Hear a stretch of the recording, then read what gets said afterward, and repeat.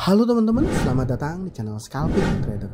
Di video kali ini saya akan coba buat list rekomendasi saham untuk watchlist trading ya, untuk watchlist trading di hari Senin tanggal 16 Desember 2024 ya teman-teman. Seperti biasa, saya disclaimer kalau saya tidak mengajak beli dan jual, dan saham yang saya rekomendasikan itu adalah saham yang berdasarkan hasil analisa saya menarik. Jadi teman-teman harus melakukan analisa ulang dan keputusan buy and sell ada di tangan teman-teman masing-masing. Dan karena trading itu sifatnya pribadi, jadi segala keuntungan maupun kerugian itu ditanggung oleh teman-teman masing-masing. Ya, jadi saya berharap ya teman-teman bertanggung jawab dengan trading teman-teman masing-masing. Langsung di tanggal 16 Desember saya punya dua saham yang jadi primadona saya yang besok berpotensi main ya sebenarnya, dan saham super liquid ya. Saya suka Brand dan juga Cuan. Yang ketiga dan keempat ini secara likuiditas agak kurang, tapi kalau untuk lot sizing yang biasa saya pakai untuk scalping pagi biasanya masuk hanya untuk cari uang-uang kopi aja, kayaknya bisa ya teman-teman, karena terindikasi ini lagi main gitu. Nanti saya bahas satu per satu. Oke, mungkin sedikit review untuk saham yang saya rekomendasikan waktu di hari Kamis ya. Jadi saya rekomendasikan untuk tanggal 13 di hari Jumat itu saya rekom ada SCMA, Cuan dan juga Brand. Untuk Cuan sama Brand ini saya rekomendasikan lagi. Sedangkan untuk SCMA ini minus ya. Oh sayang sekali. Kalau saya nggak salah minus 5% ya. Nah tuh minus 5%. Jadi rekom yang pertama Brand ini mostly harusnya hijau lah ya. Kalau dia terpakai trading harusnya Cuan. Dan kalau yang punya barang Cuan ya harusnya pastilah Cuan ya. Ini 10, hampir 11%, sempat 11% ya.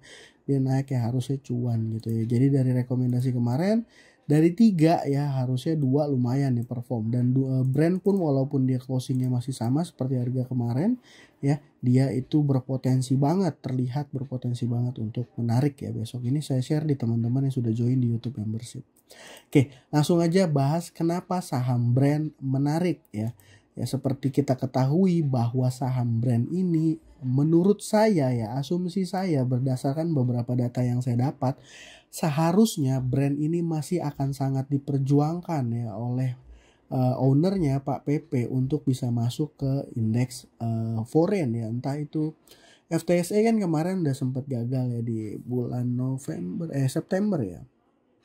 Ya itu udah sempat gagal ya, mungkin dia kejar mau masuk di MSCI yang mungkin ya rebalancingnya itu di awal tahun ya, saya agak lupa, mungkin di Februari kalau saya nggak salah ya. Dan terlihat foreign sudah mulai masuk ya, beberapa kali sudah mulai masuk nih foreign ya. Kalau kita lihat dari tanggal 3 ya, dari tanggal 3 ini foreign udah mulai banyak ya teman-teman masuk. Nah ini foreign ya, apakah ini mengindikasikan saham Brand ke depan akan masuk ke indeks MSCI, atau karena foreign yang dipakai di sini adalah foreignnya runnernya MSCI ya, saya juga nggak tahu. Tapi berdasarkan data transaksi ini bagus sekali ya saham Brand menurut saya. Jadi kalau seandainya tadinya saya pikir dia bakal akan sentuh di area 6.000, saya udah antri-antri teman-teman, tapi ternyata nggak pernah dapat lagi. Ya terakhir low-nya itu di 6.600 ya, dan setelah itu dia naik dan sekarang di 8.500. Ya asumsi saya kalau seandainya dia benar masuk lagi ke indeks foreign ya, mungkin harganya akan seperti harga sebelumnya di range 11.000 12.000. Jadi upside-nya masih akan panjang. Jadi mungkin menurut saya 2-3 bulan ke depan ini Brand gak boleh lepas ya, masih menarik. Yang kedua adalah saham Cuan. Nah saham Cuan ini sebenarnya tandanya ciri-cirinya udah mulai agak pudar gitu ya. Kenapa? Karena menurut saya kemarin itu nih gambarnya masih ada ya. Kemarin saya berasumsi ini ada indikasi double bottom, mungkin dia akan kuat break resist terakhirnya, dan ini naiknya udah kekencengan ya. Tapi ya kalau seperti kita lihat ini ya volume yang terjadi itu masih sangat oke ya. Volume yang terjadi itu masih sangat oke. Ini mengindikasikan saham naik dengan volume yang increase signifikan, itu mengindikasi akan terjadinya kelanjutan untuk esoknya naik. Tapi pasti apa enggak ya nggak bisa saya juga pasti. Tapi ya cuan, mudah-mudahan besok juga bisa kasih kita cuan gitu ya. Saham cuan bisa kasih kita cuan. Ya, yang beli juga di sini tuh foreign ya, domestiknya beli, foreignnya beli. Jadi memang ini saham ya lagi cakep banget menurut saya. Mungkin kalau ditanya lagi, kalau di posisi sekarang harusnya akan ada sideways dulu gitu ya, tapi mungkin resistnya akan sampai ke area 10 ribuan. Ya, ini balik lagi nih asumsi saya ya, bisa terjadi bisa enggak gitu ya. Nanti teman-teman sesuaikan aja sama profil analisa teman-teman masing-masing ya. Kalau suka atau enggak.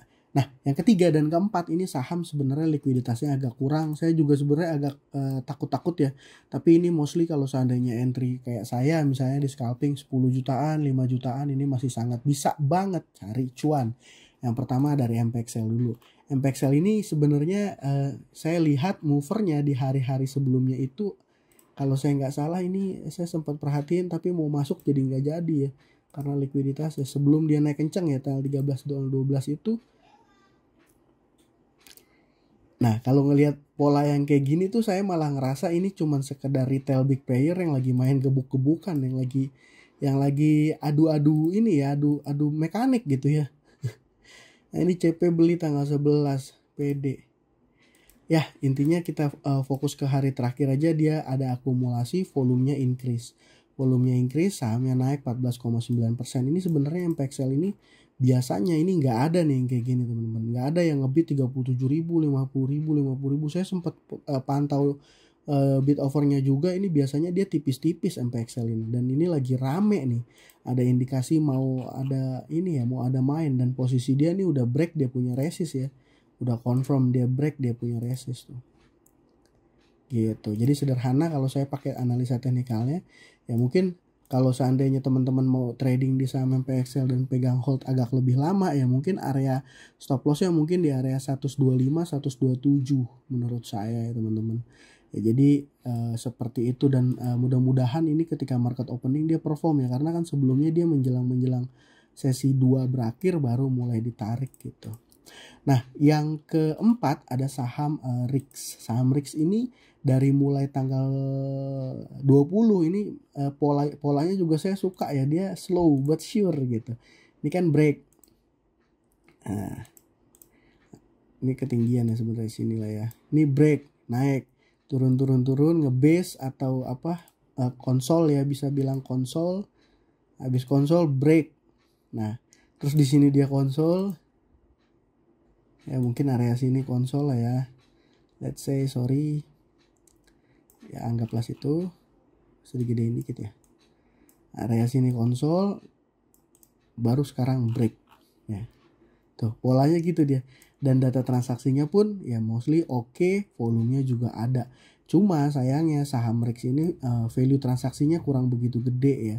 Volume transaksinya kurang begitu gede. Tapi kalau untuk retail seperti saya ya, ini kan ratusan aja bid dan overnya ya. Kalau saya hanya masuk 5 lot, 10 lot gitu ya, ya masih sangat bisa banget, gampang keluarnya karena dengan sizing kecil ya.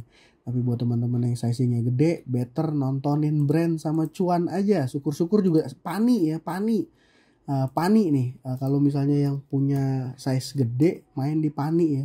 Kenapa ini kemarin koreksi tapi dia data transaksinya masih ada akum. Ini nggak distribusi, dia koreksi tapi nggak distribusi, masih oke. Dan ada sentimen CBDK ya, anak usahanya mau IPO. Biasanya sih, nggak pasti. Biasanya kalau anak usahanya mau IPO yang punya hubungan gitu ya, punya afiliasi dengan satu perusahaan, dia biasanya ikut terkerek sentimennya. Waktu itu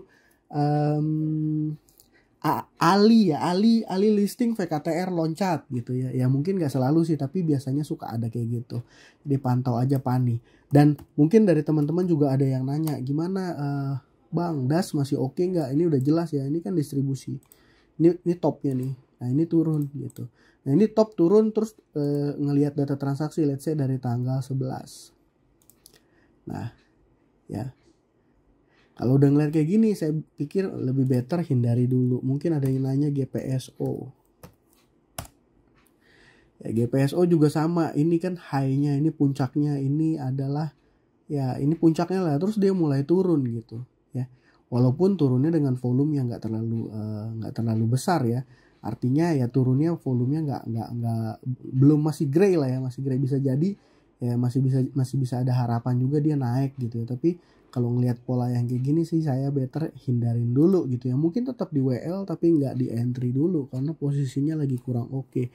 Ada teman-teman yang nanya juga AADI. AADI gimana? AADI kan udah jelas nih posisinya lagi gini gitu ya.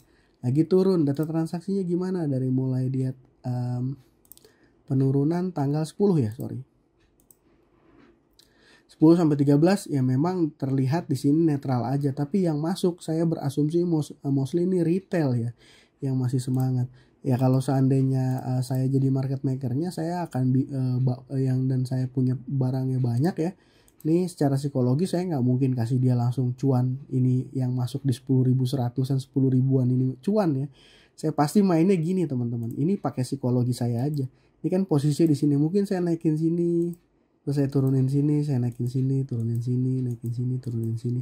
Nah sebelum akhirnya saya turunin agak dalam. Nah di sini mereka ya nggak dalam banget ya, harusnya mungkin di sini. Wah ini break ya, terus udah cut loss dulu aja. Cut loss udah mulai entengan cut loss, baru dia ngerubah, dia punya strategi, baru mulai naik gitu. Jadi kalau misalnya pertanyaan ke saya, apakah AHDI menarik ya, selama belum ada flow dan mostly retail yang masuk, itu menurut saya sih belum oke. Adro ya saya sempat cuan dan jualnya kecepatan ya waktu di sini ya, sempat cuan jualnya kecepatan, sayang. Ya, gimana data transaksinya? Kalau ngelihat yang terakhir tanggal 13 ini masih ada distribusi juga foreign yang buang gitu. Jadi ya menurut saya fokus saya akan ke brand cuan. Pani juga oke, MPXL sama RIX saya yang kurang begitu liquid. Ya, intinya sih itu ya teman-teman. Marketnya juga masih belum terlalu menunjukkan tanda-tanda uptrend. Saya masih ngerasa masih foreign masih buang. Saya merasa dalam beberapa waktu ke depan masih akan turun, dan ya kalau dilihat dari analisanya data transaksinya Stockbit gitu ya. Ini kan net foreign sale tanggal 13 1,5 T. Ini gede banget tuh teman-teman. Dan mostly yang dibuang adalah saham-saham banking. Ya mungkin ada dari teman-teman nanya gimana, apakah akan ada window dressing? Ini udah udah jelas kayaknya sih udah nggak ada. Terlebih buat saham-saham big cap yang punya korelasi sangat kuat terhadap pergerakan IHSG, kayaknya udah nggak ada sih teman-teman. Gitu. Nah, jadi makanya trading di saham-saham yang tidak terlalu berkorelasi kuat terhadap IHSG dan asingnya nggak terlalu banyak. Brand cuan ini kan mostly ya cuan sih udah masuk sih ya, MSCI small cap small cap ya, saya takut salah nanti. Pokoknya cuan sih udah masuk indeks ya. Brand yang belum, MPXL RIX yang pasti saya yakin nggak akan goyang. Mau IHSG minus berapa juga paling dikit-dikit aja dia terganggunya. Intinya seperti itu. Untuk saham swing itu sudah saya share di video saya yang sebelumnya ya, mungkin teman-teman bisa nonton juga. Itu aja dari saya kali ini, semoga bermanfaat dan bisa kasih cuan ke teman-teman. Sekian dari saya, salam cuan, thank you.